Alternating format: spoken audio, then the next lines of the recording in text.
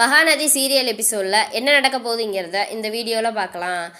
நம்ம குமரனோட கடையை பசுபதி ரொம்ப தரமட்டமாக அடித்து நொறுக்கிட்டாரு. அதை எல்லாம் எடுத்து க்ளீன் பண்ணிக்கிட்டு இருக்கும்போது விஜய் மாறு வேஷத்தில் வராரு.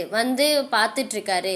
அப்புறம் நிவின் பார்த்துட்டு குமரா விஜய் வந்திருக்காரு குமரா அப்படின்னு சொல்லவும் வா போகலாம் என்னன்னு போய் கேட்கலாம் அப்படின்னு சொல்லிட்டு கேட்குறாங்க. என்ன விஜய் என்னாச்சு?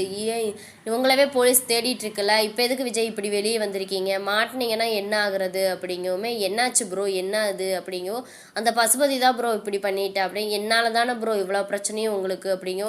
ஐயோ அப்படிலாம் இல்லை விஜய், எங்கனால தான் உங்களுக்கு பிரச்சனை, எங்கனால தான் நீங்கள் மாட்டிக்கிட்டீங்க. இது எங்கள் குடும்ப விஷயம் தானே, எங்கள் குடும்பத்து மேலே தானே அவனுக்கு பகை.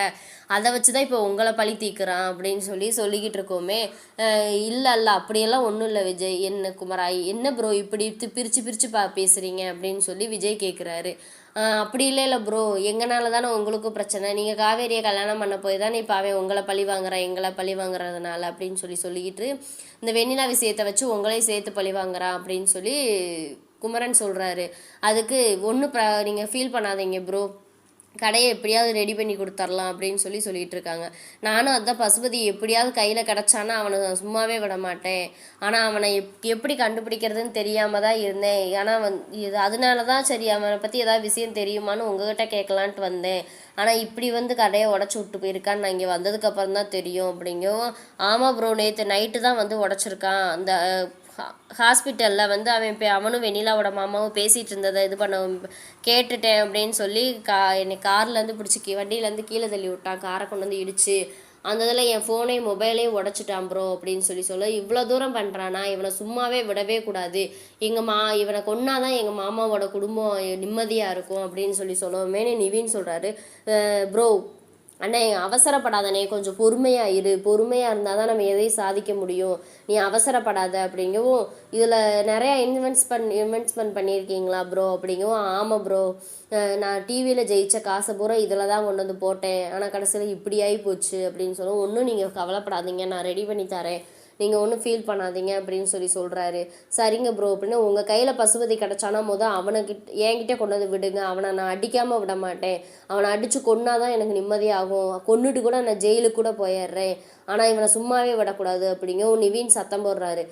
ப்ரோ நீங்கள் பேசாமல் இருக்கீங்களா இல்லையானே அப்படின்னு சத்தம் போடுறாரு. நீங்கள் கொஞ்சம் பொறுமையாக இருந்தால் தானே நம்ம எதையும் இது பண்ண முடியும்.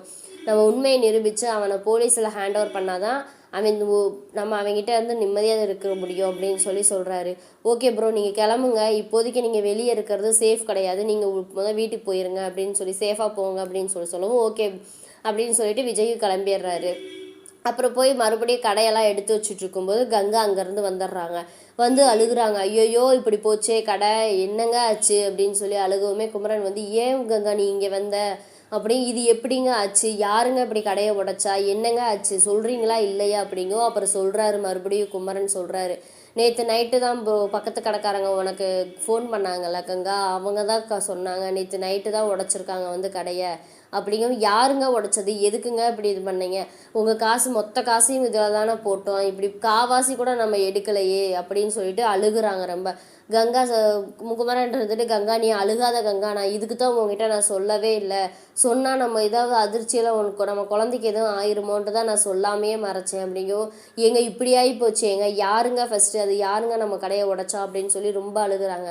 அப்புறம் குமரன் சொல்கிறாரு பசுபதி தான் கங்கா அடித்து உடைச்சிருக்கான் அப்படின்னு சொல்லுவாங்க. என்ன காரணத்துக்கோசரங்க, அவனுக்கு நம்மளுக்கு என்னங்க இருக்குது, எதுக்குங்க நம்மளை இந்த சித்திரவதை பண்ணுறான் அப்படின்னு சொல்லவுமேனு அப்புறம் நடந்தது போல சொல்கிறாரு. ஹாஸ்பிட்டலில் வெண்ணிலாவோட மாமாவும் உங்கள் பசுபதியும் நின்று பேசிகிட்டு இருந்ததை நான் வீடியோ எடுத்தேன். அவனை விரட்டவுமே அவன் என்னை வண்டியில் வச்சு கீழே இடித்து தள்ளி விட்டுட்டு என் ஃபோனை தூக்கி உடச்சிட்டான். இப்போ அந்த கோவத்தில் தான் நம்ம கடையை உடச்சிட்டேன் அப்படின்னு சொல்லவுமேனு ஏன் என்னங்க ஆச்சு அப்படின்னு ரொம்ப புலம்பிக்கிட்டு அழுதுகிட்டு இருக்காங்க. அப்போதைக்கு கால் வருது. பசுபதி கால் பண்ணுறான். கால் பண்ண அதை எடுக்கவுமே என்ன டெய்லரே என்ன குடும்பத்தோடு உட்காந்து ஒப்பாரி வச்சுக்கிட்டு இருக்கியா அப்படின்னு வம்பளுக்குமே. நீ ஆம்பளை இருந்தால் நேராக என்கிட்ட மோதுடா, அதை விட்டு கடையெல்லாம் உடச்சிட்ருக்க, உனக்கு வெக்கமாகவே இல்லையா அப்படின்னு நேராக வாடா நீன்னு. அவன் முன்னாடி தான்றா நேராக தான்றா உன் ஃபோனை உடைச்சேன், உன்னால் என்ன பண்ண முடிஞ்சிச்சு, ஒன்றுமே பண்ண முடியல அப்படின்னு பசுபதி நக்கலாக பேசுகிறாரு. பேசவுமே இப்போ உனக்கு என்னடா பிரச்சனை, எதுக்குடா அந்த தேவையில்லாமல் கடையெல்லாம் உடச்சிட்ருக்க, உனக்கு கழிவு காலம் நெருங்கிருச்சுடா, நீ ஜெயிலுக்கு போகிறது உறுதிடா, நீ என் கையில் மட்டும் கிடச்சா உன்னை சும்மாவே விட மாட்டேன் பார்த்துக்கோ அப்படின்னு சொல்லி ரொம்ப திட்டிகிட்டு கிடக்கிறாரு.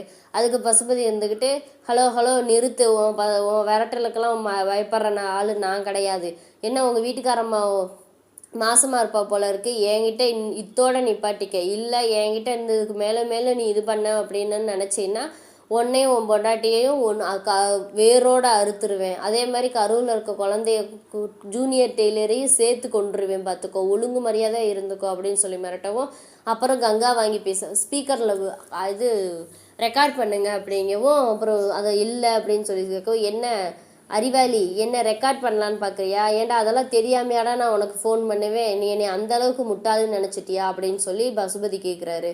யோ அப்படின்னு சொல்லிட்டு கங்கா அப்புறம் காவேரி வாங்கி பேசுகிறாங்க. காவேரி வாங்கி பேசவுமே உனக்கு பிரச்சனை என் கூட தானடா, நீ என்கிட்ட மோதுடா, அதை விட்டுப்பிட்டு ஏன்டா என் குடும்பத்து கூட மோதிட்டு இருக்க, தேவையில்லாமல் நேராக ஆம்பளையாக இருந்தால் நீ ஏன் கூட மோதி பாடுறா அப்படின்னு சொல்லவும், எனக்கு உன் கூட நேராக மோதி உன்னைய கஷ்டப்படுத்தி பார்க்குறதுல எனக்கு இன்ட்ரெஸ்டே இல்லை, உன்னைய சேர்ந்தவங்களோட கஷ்டப்படுத்தி பார்க்குறதுல சேர்ந்தவங்களை குடும்பப்படுத்தி அதனால நீ கஷ்டப்படுற பற்றியா, அதை பார்க்குறதுக்கு தான் எனக்கு சந்தோஷம், அதனால தான் ஒவ்வொரு ஆளாக அடிச்சுக்கிட்டு இருக்கேன் அப்படின்னு சொல்லவும், அப்போ திருப்பி நிவின் வாங்கி பேசுகிறாரு. நிவின் வாங்கி பேசவும், ஏன்டா எதுக்குடா நீ எல்லாம் இப்படி பண்ணிக்கிட்டு இருக்கிற, உனக்கு கொஞ்சம் கூட வெக்கமாகவே இல்லையா, நீ நேராக வந்து எதாக இருந்தாலும் மோதுடா அப்படின்னு சொல்லிக்கவும், அதை விட்டுவிட்டு பொம்பளைய கூடையெல்லாம் நீ மோதிக்கிட்டு இருக்கிற அப்படின்னு கேட்கவும், நீ யார், ஏதோ இது ரத்த சொந்த மாதிரி இருக்கே, நான் எங்கள் அக்கா பெத்த சிங்கமா நீ, எதுக்குடா நீ இந்த குடும்பத்தை கூட சேர்ந்துக்கிட்டு நீ என் கூட மோதிக்கிட்டு இருக்க, எதுக்குடா இந்த தேவையில்லாத வேலை அப்படின்னு சொல்லி நிவீனை சொல்கிறாரு.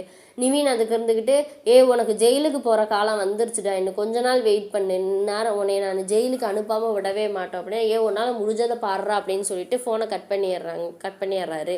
அப்புறம் குமரன்ட்ட சொல்கிறாரு நிவின், இவன் வந்து நம்மளுக்கு பயந்துக்கிட்டு தான் நம்ம ஆதாரம் அதை கையில் இருக்குது அப்படின்னு சொல்லுவேன், பயந்துக்கிட்டு தான் இந்த உதார் வர்றிட்டு இருக்கான், இவனை இந்த பயத்திலேயே நம்ம வச்சுட்ருக்கணும், அவன் நம்மளை பயத்தில் வச்சுட்ருக்கணும்னு நினைக்கிறான், ஆனால் அதை நம்ம விடக்கூடாது, நம்ம தான் அவனை பயத்தில் வச்சுட்ருக்கணும், இது எப்படியாவது இந்த உண்மையை கண்டுபிடிச்சி நம்மளுக்கு நிரூபிச்சே ஆகணும் அப்படின்னு சொல்லிக்கிட்டு பேசிகிட்டு இருக்காங்க. அப்புறம் குமரனு கங்கா காவேரி 3 பேர் வீட்டுக்கு வராங்க. வீட்டுக்கு வரவும், என்ன 3 பேர் ஒன்றா வரீங்க, என்னாச்சு குமரா, கடையில் வேலை இருக்குன்னு தானே போனீங்க அப்படின்னு சொல்லி குமரனோட அம்மா கேட்குறாங்க. கேட்டதுக்கு அவங்க எதுவுமே பதில் பேசாமல் நிற்கவுமேனு அப்புறம் கங்கா சொல்கிறாங்க, கடையை பூரா அடித்து நொறுக்கிட்டாங்கம்மா அப்படிங்கவும், யாருமா என்னாச்சு அப்படின்னு சொல்லி அதிர்ச்சியாக கேட்குறாங்க.